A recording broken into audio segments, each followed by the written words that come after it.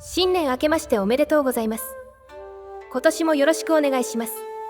新年は日本伝統音楽を聴く機会が多いよね。琴や尺八の音がどこからか聞こえてくる。前に別の動画で和風の音楽を作る。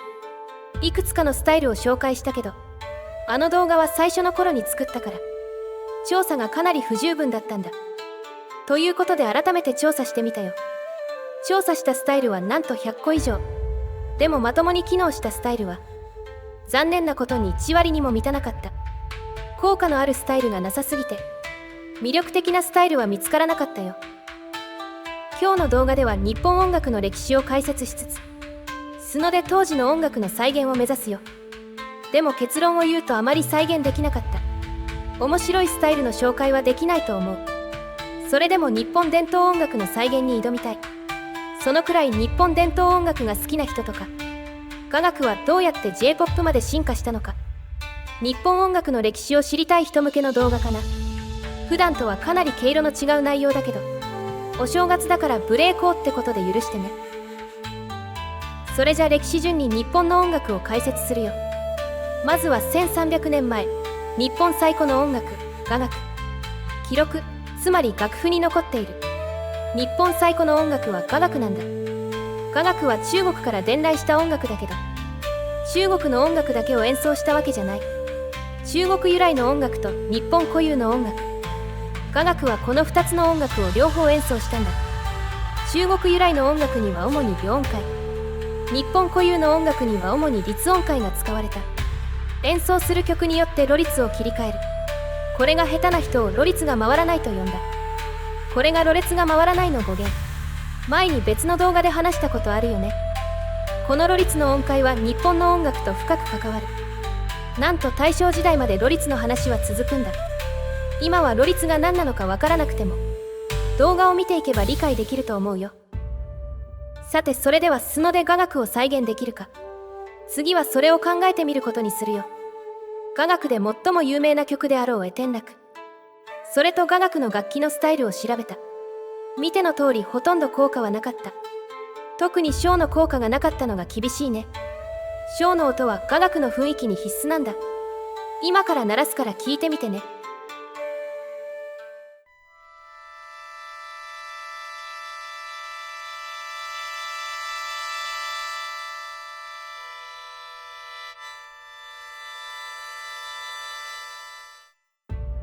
まさに雅楽って感じの音だよね。この音だけで雅楽になるってくらい印象的。この小って楽器は音楽的にはものすごく高度で珍しい楽器なんだ。20世紀の偉大な作曲家ドビュッシーは小の音を聞いて衝撃を受けたという。ちなみに小の音を楽譜にするとこうなるよ。楽譜を読めない人でもすごく見えると思う。音楽理論を理解している人だと本当に衝撃を受けるんだよ。これ現代の数学者でも解けない難問を古代の人が普通に理解してたみたいな衝撃。雅楽を再現するのなら小の音は必須。でも特殊すぎて他の楽器で代用できないんだ。仕方がないから小の音抜きでどこまで雅楽を再現できるか考えてみたよ。雅楽の楽器で効果のあるスタイルは2つ。琴と太鼓は強い効果を発揮するよ。まあ現代にもあるから効果が出るだけ。この楽器スタイルでは雅楽の雰囲気は出ない。雅楽は現代の音楽ジャンルで例えると環境音楽やドローン音楽に近いと言われてる。明確なメロディーやリズムのない曲なんだ。アンビエントやドローンでそれを再現できるかも。直接的にメロディーを消す効果がある。リズミック系スタイルを入れるのも良さそう。雅楽のテンポは現代の音楽よりかなり遅い。テンポを下げるスタイルも強めに入れたいね。この辺のスタイルを混ぜて作ったのが今流れている BGM だよ。やっぱり小がないとな。雅楽っぽさを出すのは難しいね。それと雅楽もわずかに効果があるよ。まあとっても微妙な効果だけどね。最後に雅楽の効果を聞いてから次の時代に行こうか。ガガガガガガガガガガガガガガ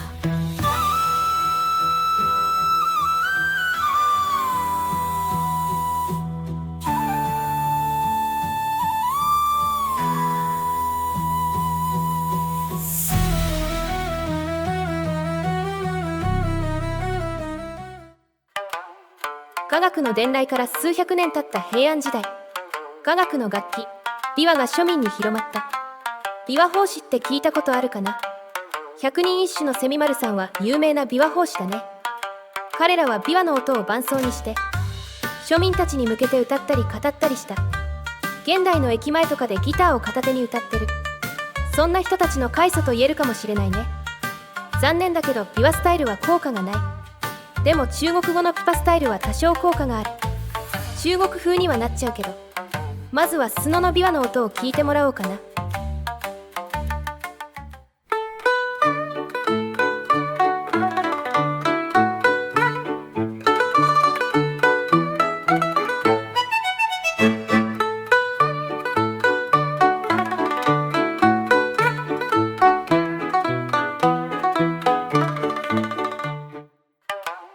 今の曲は雅楽の両音階にかなり近いよ。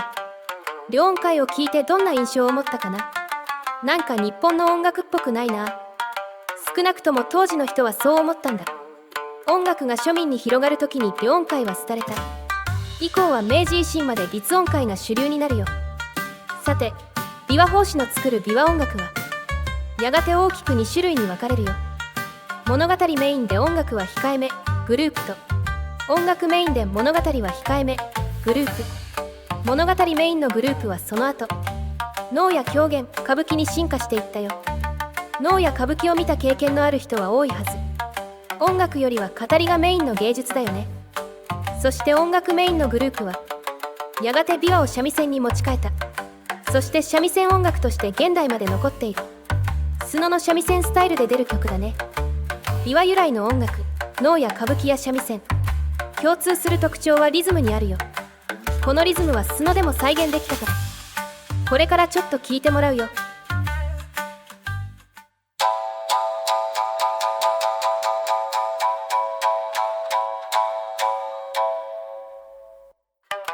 今聞いた独特のリズム、日本文化のいろいろな場所で耳にすると思う。スノでは出せないけど一番有名だろう。鼓の音のリズムも用意したよ。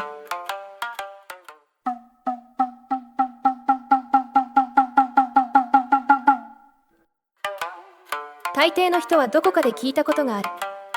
そんなリズムだと思う。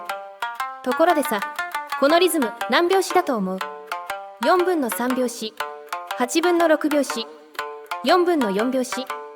正解は何拍子でもないでした。日本伝統音楽には西洋の拍子の概念がない。日本の拍子の概念を説明するときに一番有名なのはあんた方どこさの歌。ウィキペディアにあった楽譜を持ってきたよ。でもこの楽譜ってなんか変じゃない？あんた方どこさ、肥後さは2拍子。肥後どこさ、熊本さで3拍子になって、熊本どこさ、千葉さで2拍子に戻る。いや、こんな変拍子の曲じゃないよね、これ。西洋の拍子は強拍と弱拍を組み合わせる。2拍子なら強弱、3拍子なら強弱弱。でも日本の拍子は強拍だけなんだ。すべての拍で強くリズムを取るんだよ。あんた方どこさのような日本古来の歌は常に強くリズムを取れば自然に歌えるよ。この日本音楽のノリはどこから来たか。それはそもそも日本語から来ているんだ。ミュージックって英単語を例に出そうか。日本語だとミュージックと発音しちゃうよね。英語風に読もうとしてもミュージになる。日本語で子音だけを発音することはないからね。英語は母音と子音で自然に強弱ができる。でも常に母音がある日本語は常に強なんだ。現代であろうと日本語ネイティブであれば本質的には日本の拍子が体に根付いているよ。日本人がジャズをやると盆踊りになるなんて現代では揶揄されがちだけど、逆に英語圏の人の盆踊りはジャズになるよ。どっちがすごいって話ではないんだ。三味線音楽をスノで再現するならこの日本のリズムを再現したいね。三味線関連のスタイルを調査したよ。まあやっぱり大抵のスタイルは効果がない。でも三味線の効果はあるから助かるね。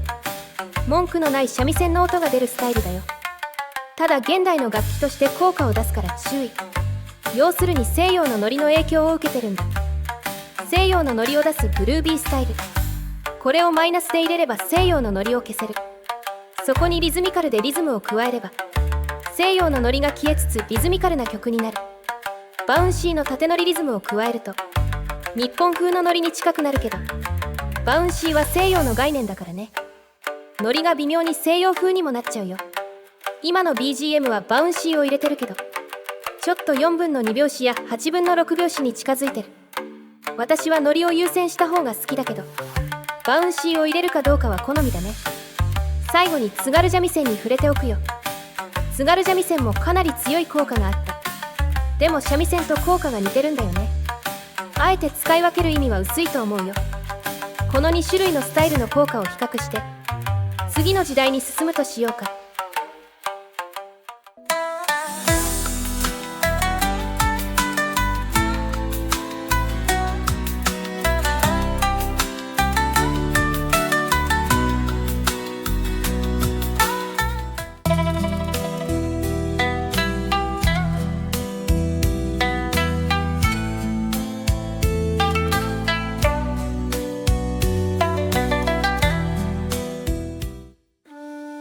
音楽と宗教は密接な関係がある。宗教生まれの音楽ってのは非常に多い。そもそもドレミがキリスト教由来だからね。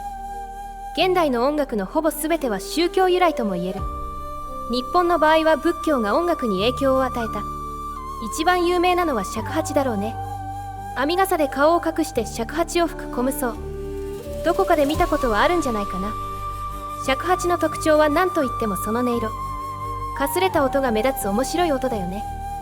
基本的に人間は人の声を左脳、楽器音は右脳で処理する性質があるんだけど、日本人は尺八の音を楽器音ではなく、なんと人の声として脳が処理するんだ。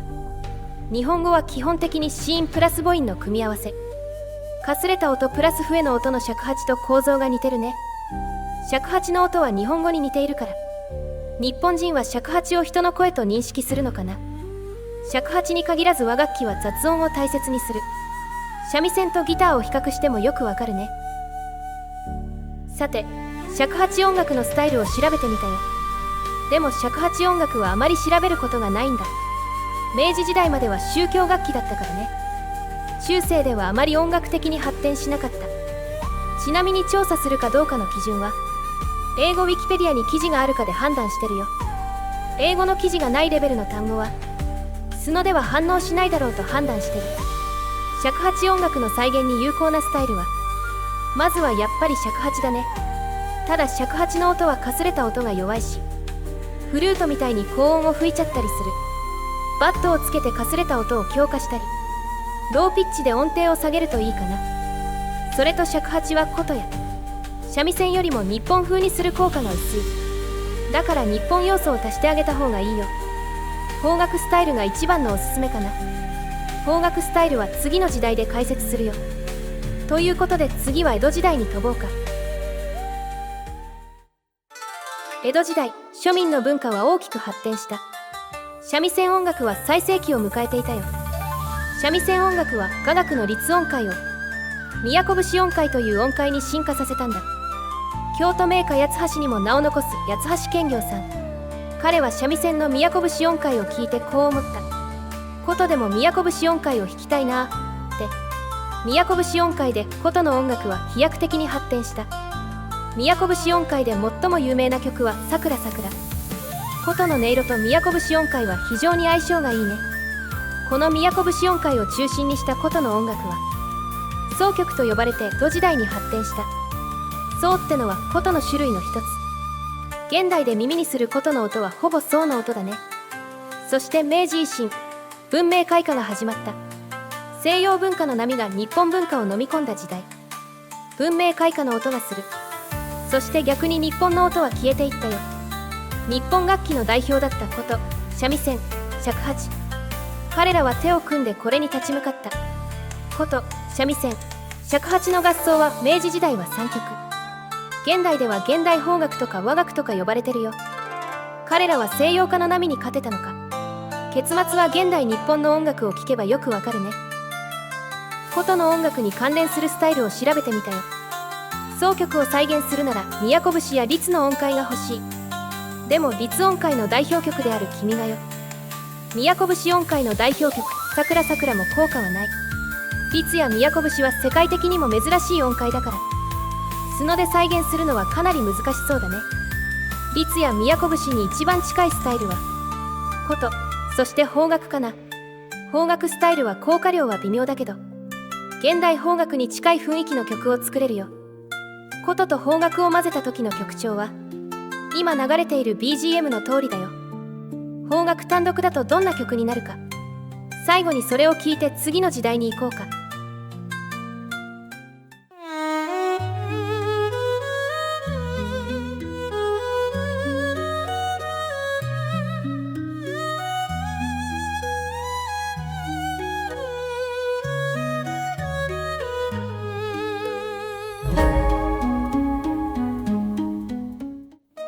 音楽の西洋化が一気に進んだ明治時代。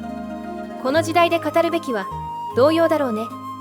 童謡って聞いてどの曲を思い浮かべた？人それぞれ思い浮かべた曲名は違うだろうね。でも今思い浮かべた童謡って実は童謡じゃないかもしれないよ。童謡の話はまた後でするとして、まずは西洋の音楽の特徴から話そうか。西洋の音楽は高度な音階を持っていた。ここでちょっと音階について解説するよ。今まで散々話してきた音階とは何か。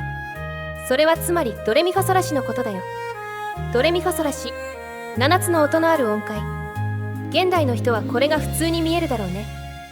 でも日本の音階、律音階や都節音階は7音ではなく5音の音階だったんだ。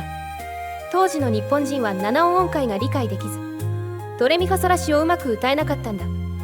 そこで当時の偉い人は考えた。ドレミファソラシのうち2音を消しちゃおう。そしてドレミソラの5音音階が誕生した。これをヨナ抜き音階と呼ぶよ。日本人にも歌いやすい西洋の音階としてヨナ抜き音階は学校教育に取り入れられた。ヨナ抜き音階で作られた子供向けの歌。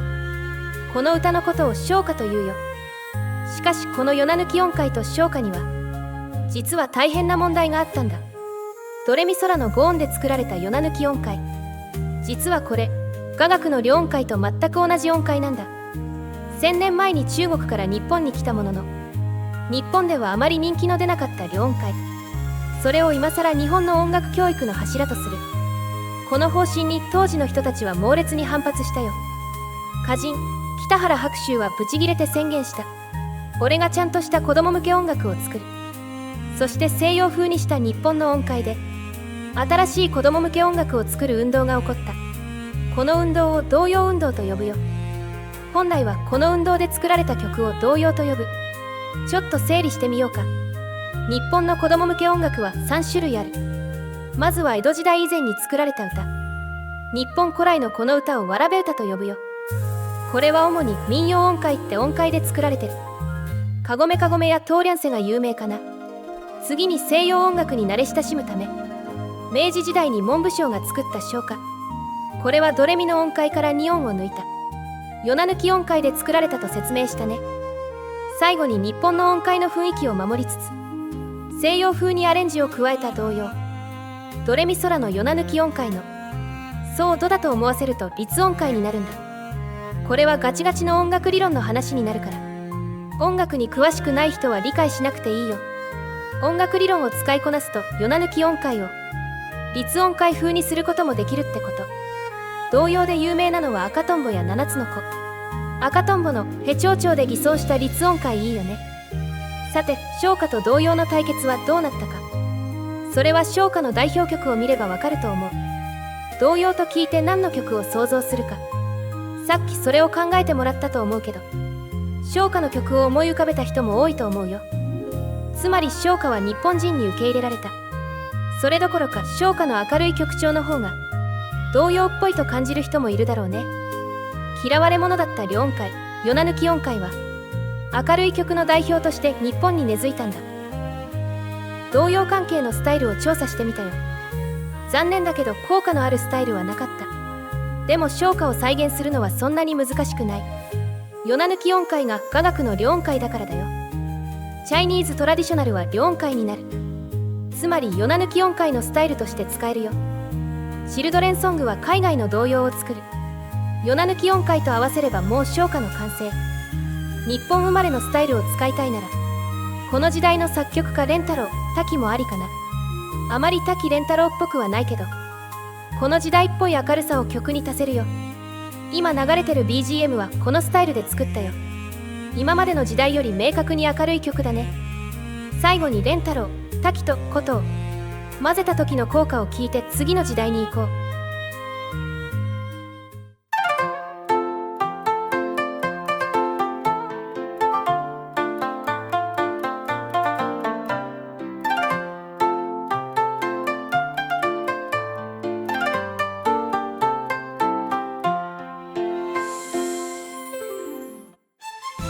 演歌、そして歌謡曲の時代、昭和。日本音楽が西洋音楽になる過程の時代だね。ヨナ抜き音階の昇華による教育の効果で、日本の音階は表舞台から姿を消した。でも明るいヨナ抜き音階だけだと、暗い曲を作れなくて困っちゃうよね。ヨナ抜き音階を無理やり暗くしてしまおう。その試みで作られたのが演歌なんだ。童謡は音楽理論を駆使してヨナ抜き音階を暗めの律音階風にすることに成功した。でも演歌は音楽理論を知らない人がかなり無理やりヨナ抜き音階を改変したんだ。だから演歌は音楽を批評する人からは酷評されることが多い音楽ジャンルだね。まあ私は音楽を批評する人じゃないから演歌の曲調も好きだけどね。同様、演歌が行ったヨナ抜き音階の改変、これを最も成功させたのが歌謡曲だよ。歌謡曲は日本のわらべ歌や音頭に使われる民謡の音階をヨナ抜き音階と混ぜたんだ。そして生まれた民謡風のヨナ抜き音階、これはなんと世界的に有名な音階と一致したマイナーペンタトニックスケール。世界で最も有名な音階だろうね。ここでちょっと物理学の話をしようか。音が空気の振動だってことは知ってるよね。振動の速さを2倍、3倍と倍にしても元の振動と同じタイミングで振動するね。音は倍の振動の音ときれいに混ざる性質がある。音楽の基礎である倍音って概念だよ。ここで元の振動の音をドとすると倍の振動の音は数のようになる。ここに出てきた音は物理学的にきれいに混ざる。音階にするとド、ミフラット、ファ、ソ、シフラット。物理学的に最も自然な5音音階、それが実はマイナーペンタトニックなんだ。日本の民謡の音階が世界で最も有名なマイナーペンタトニックなのは偶然じゃない。自然発生した最初の音階ってのは大抵はマイナーペンタトニックになるんだ。別の国の古い民族音楽を聴いた時になぜか懐かしさを感じたことはないかな。それは実は当たり前のことなんだ。音楽のスタートラインは全世界同じなんだから。マイナーペンタトニックを使った歌謡曲は日本音楽と西洋音楽の融合に成功した。そして旅の終着点 J-POP につながる。この長い話も次の時代でようやく終わりだね。スノでの再現の話をするよ。まずは演歌の再現から考えてみよう。演歌の音階は特殊で再現は難しい。でも幸い演歌スタイルで演歌は再現できる。演歌スタイルは効果が非常に弱いけど効果が発動すればすごい力を発揮するよ。この手のスタイルは他のスタイルと混ぜず歌詞も入れずインストにしないと効果が出ない。効果が出ればしっかりと演歌になるよ。今の BGM を聴けばよくわかるね。演歌にどうしても歌を入れたいって人はインストで作ってからエクステンドで歌詞を入れよう。次は歌謡曲の再現の話をするよ。歌謡曲スタイルも効果はあるけど歌謡曲はもう現代の曲に近いからね。普通に曲を作っても歌謡曲っぽくなる。日本語歌詞プラスブルースとかフォークとか古めの曲調を足すだけで歌謡曲っぽくなるよ。最後に歌謡曲スタイルの効果を聞いて最後の時代現代に進もうか。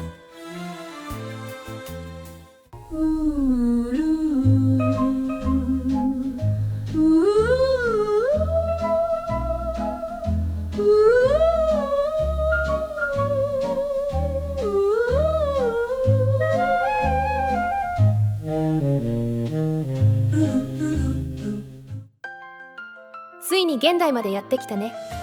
私たちが誰よりもよく知っている時代。童謡、演歌、歌謡曲、日本音楽と西洋音楽を混ぜる挑戦は終わった。この時代の日本人は音楽教育の結果西洋音楽をそのまま楽しめるようになったんだ。もう日本音楽を意識する必要なんてない。日本人が西洋音楽を作る時代になったんだね。でも本当にそうなのかな。今でも大抵の人は日本語で歌ってるよね。つまり英語の強弱のリズムは使えないんだよ。強拍だけが続く日本のリズム、これは日本語で歌う限り逃れられないんだ。だから現代日本の J-POP であっても他の音楽と比較するとリズムの強弱がない。強拍と弱拍ではなく強拍と無音。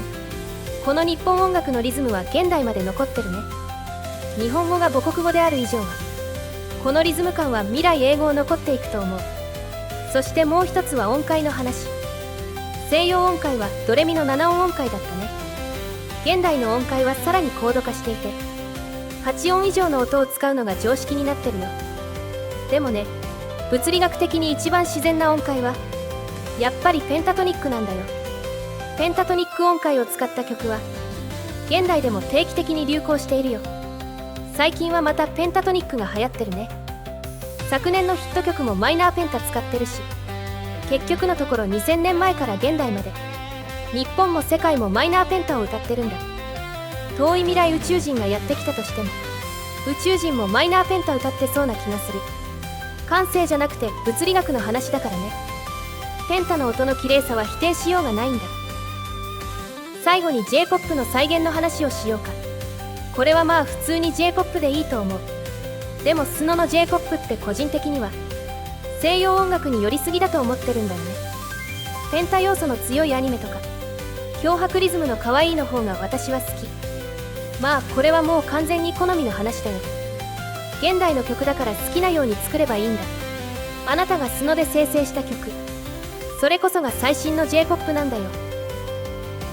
とまあ綺麗にまとめたところでこの長い動画も終わりにするよ。短くまとめたけどそれでも30分か。長時間のご視聴ありがとうございました。時間の都合上かなり説明を省いちゃった。和太鼓や琉球音楽にも触れたかったな。紹介できなかったスタイルについてはコミュニティ欄に書いておくよ。今回は普段と違う動画の構成だけど、なんで今回だけこうしたかというと、まあ私が日本音楽を熱く語りたかっただけ。最後まで語りきれて私は満足したよ。次回からは普段の動画構成に戻るから引き続き視聴してくれると嬉しいな。それじゃ今年もよろしくね。